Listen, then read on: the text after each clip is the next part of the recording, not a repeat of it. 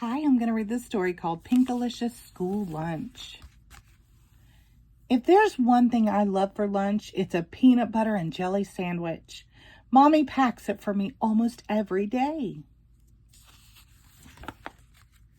On Monday, I decided to try something totally different. I wanted to buy my lunch at the school cafeteria. It would be pinkerific. They were serving spaghetti and meatballs with raspberry jello for dessert. Spaghetti looks pink if you use your imagination. At last the bell rang. Lunchtime, I yelled. I leaped out of my seat and out the door, skipping down the hall at full speed. I was going so fast I didn't see the book on the floor. I tripped and fell and hurt my knee. Miss Penny came to help me. "Why the rush, Pinkalicious?" she asked. I told her about the spaghetti and meatballs and pink jello for dessert. "Sounds yummy," she said, "but remember, slow and steady wins the race." I wasn't sure what she meant, but I was too hungry to ask. Miss Penny walked down to the cafeteria with me. I got in line and waved goodbye. Soon enough, my special spaghetti would be all mine. All I had to do now was wait. So I waited and waited and waited. The line was so long, it snaked around the cafeteria. We moved slowly, inch by inch. My tummy started grumbling. My knee throbbed. The room was noisier than I remembered. This was taking forever.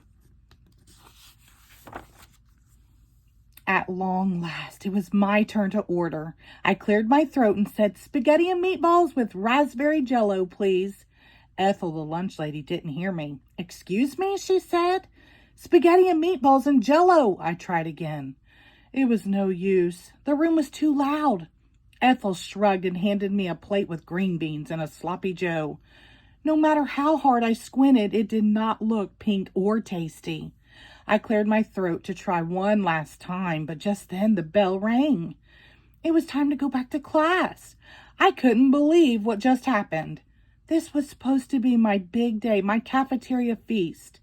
Now, instead of spaghetti and meatballs and raspberry jello, I had nothing but an empty stomach. In math class, I had trouble paying attention. I was so hungry. Triangles look like pizza slices. Circles look like pies.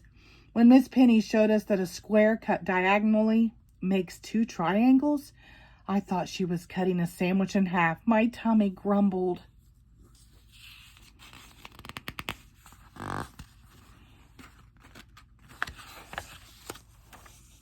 That night, I told Mommy and Daddy about how everything had gone wrong, how I had tripped and fallen, how I had hurt my knee, how it had taken forever to get through the line.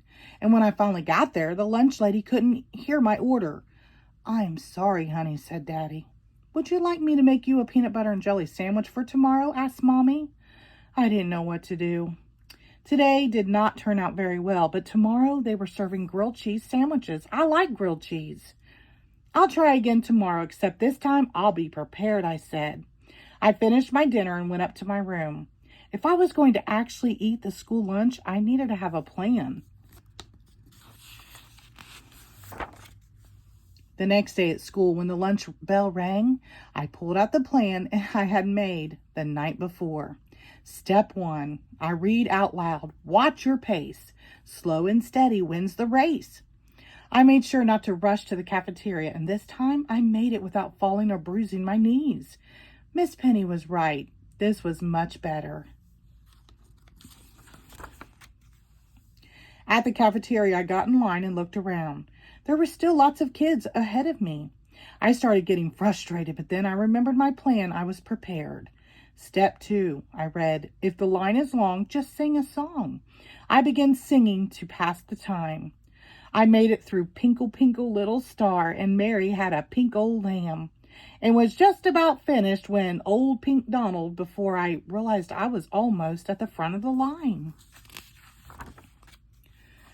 "Are you singing something?" asked Ethel, the lunch lady. I started to answer her, but the cafeteria was so loud she couldn't hear me. That's when I knew it was time for step 3 of my plan. "Is the room very noisy from the lunch eating crowd? Then roll up this plan and speak up real loud," it said. I rolled my plan into a megaphone. I put it up to my mouth and asked for a grilled cheese sandwich and a piece of pie. Huh? Said Ethel. Even with a megaphone, she still couldn't hear me.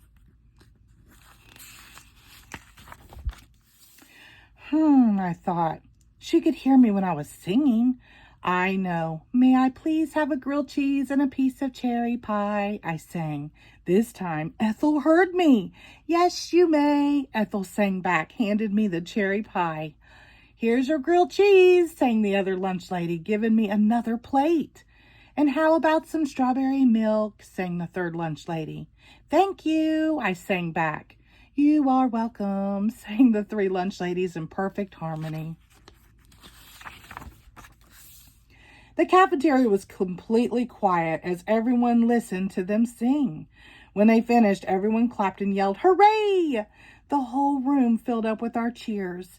The lunch lady trio took a bow. I sat down and finally got to eat my cafeteria feast.